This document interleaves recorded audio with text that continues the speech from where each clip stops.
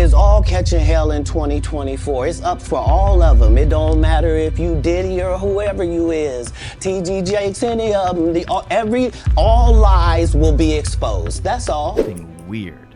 Yeah, my mom's single. Yeah, for real.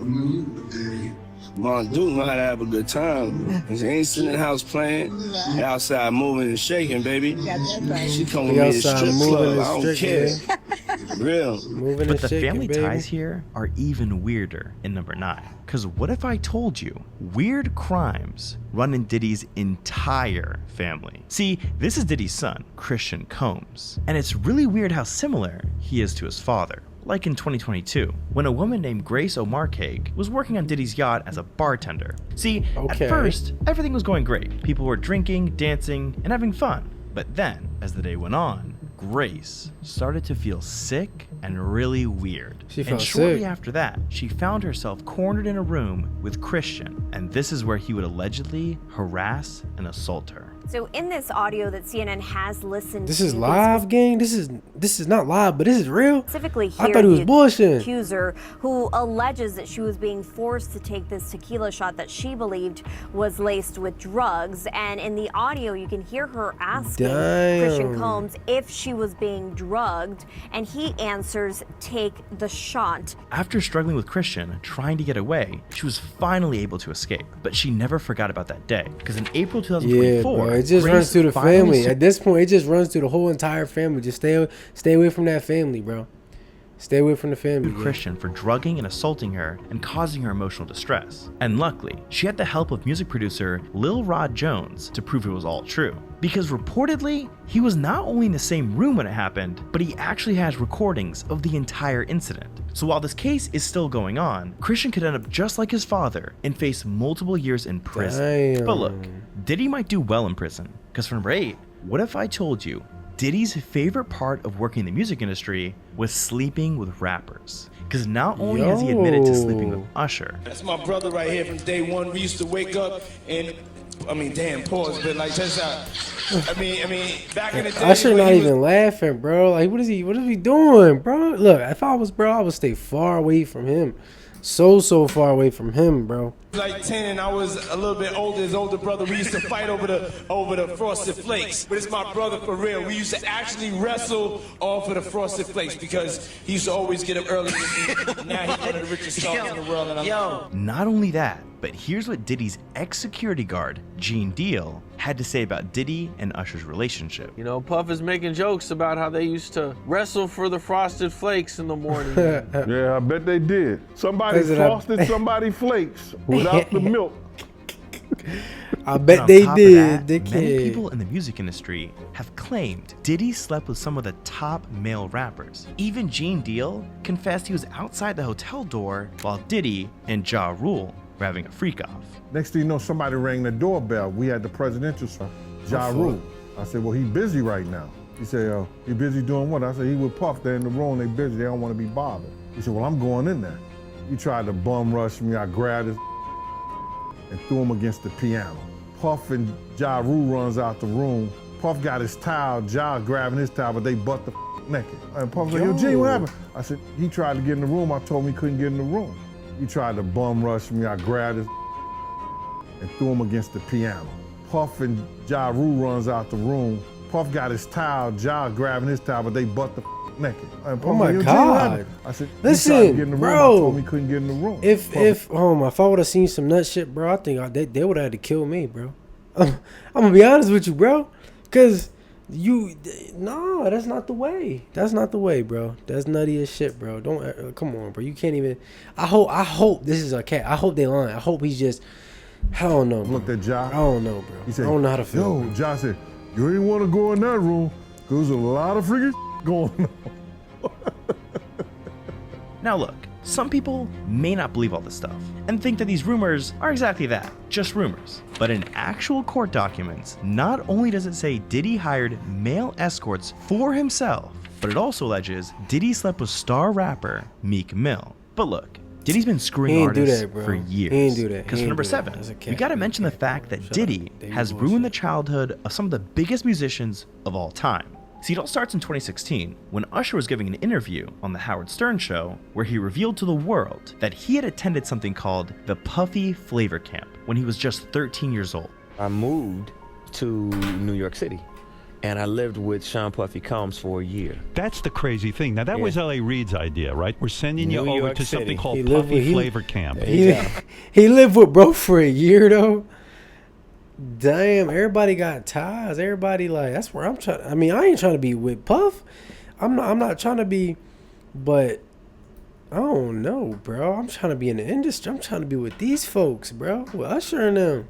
Mind you, Diddy was 23 years old at the time, living with Usher while he was a child. But that's not even the craziest part, because after doing some digging, it became clear that Diddy has been grooming artists for years. Aubrey O'Day, Lil Rod, Young Miami, Daphne Joy, and Cassie have all spoken about being harassed and groomed by Diddy when they were underage, with some of them even filing lawsuits against him for it. But there's one star who hasn't spoken up, and I can't help to think that Diddy has groomed him as well. I'm talking about Justin Bieber. See, when Justin was just 15 years old. There's no fucking way, bro. There is no fucking way, bro.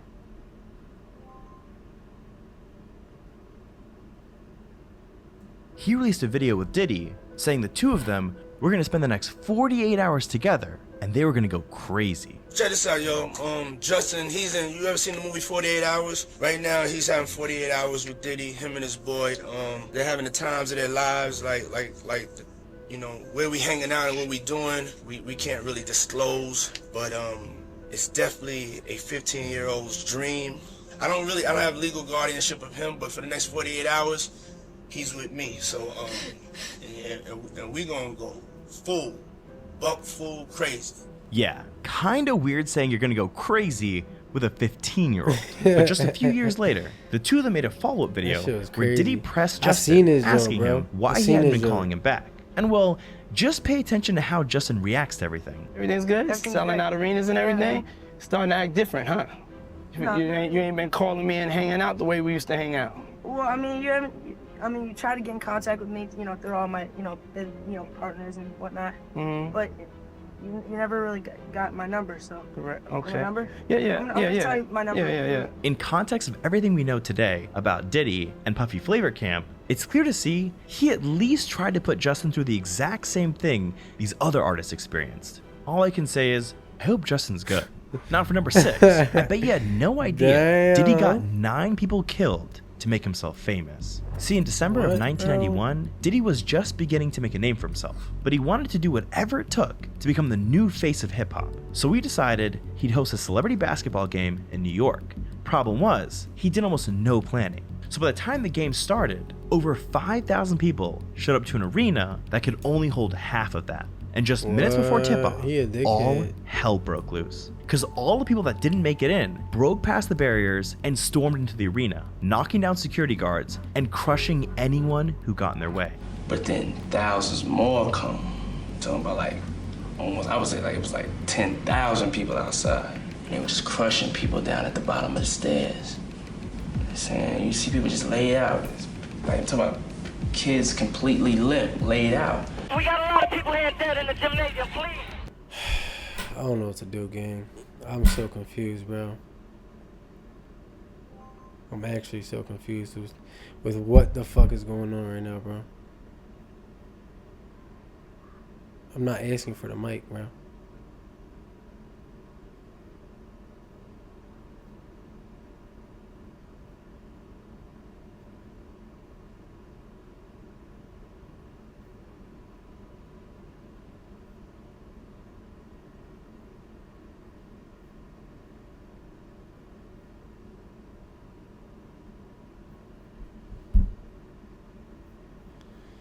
Like, what, bro?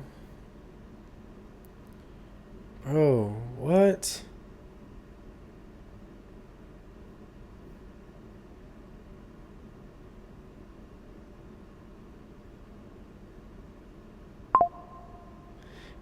Oh my goodness.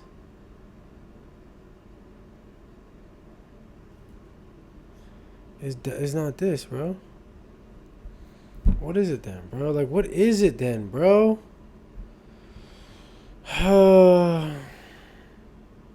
I don't know, bro.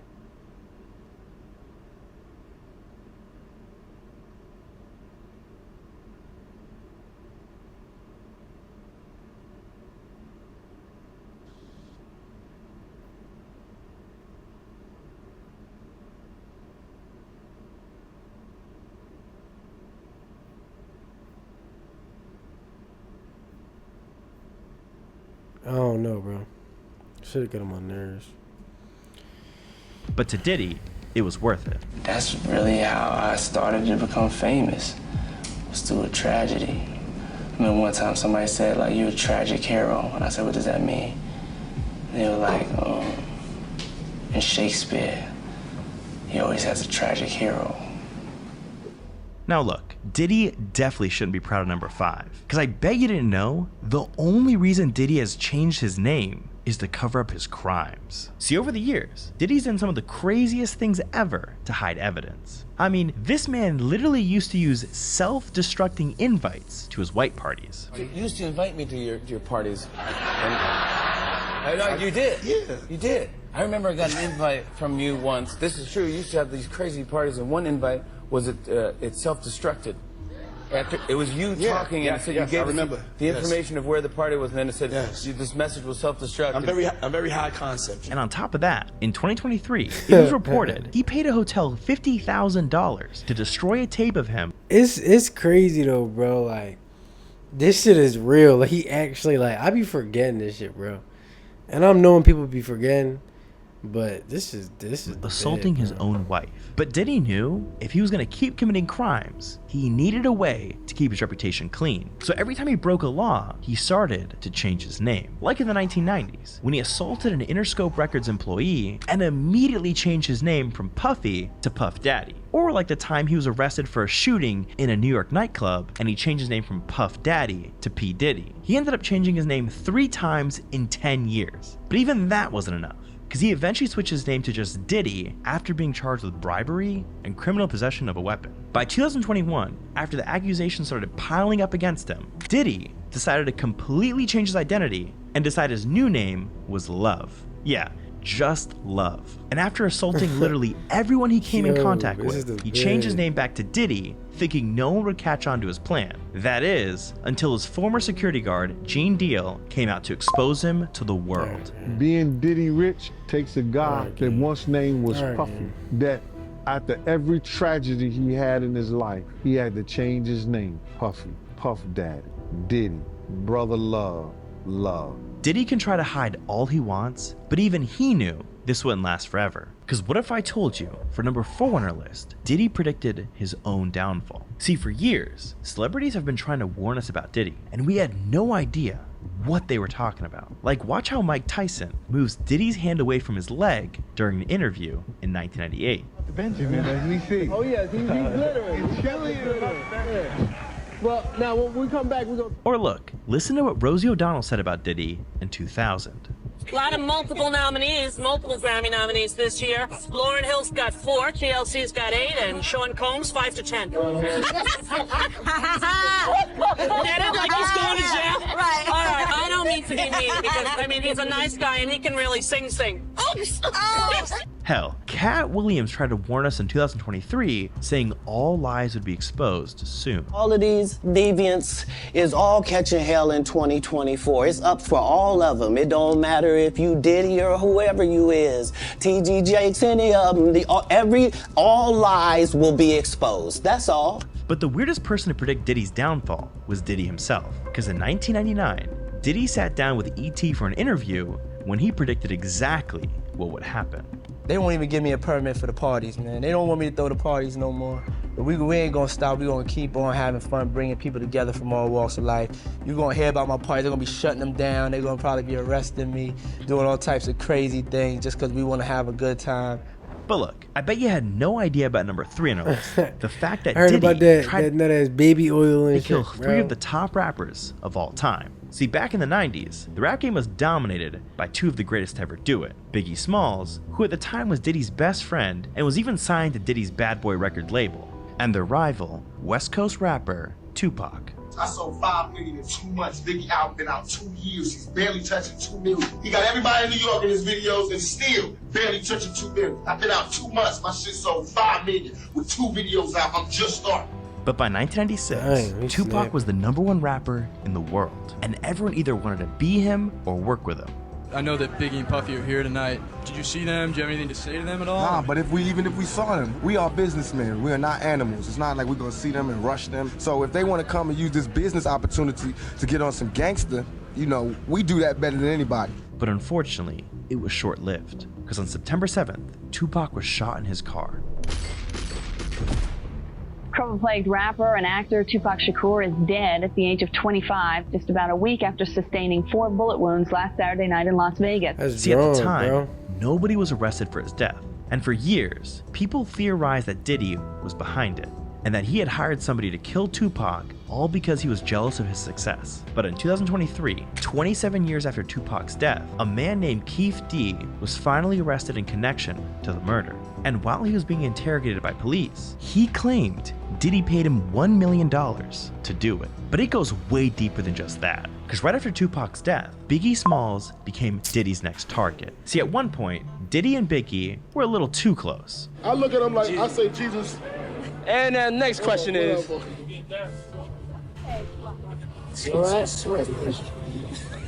Yo, this shit gay, bro.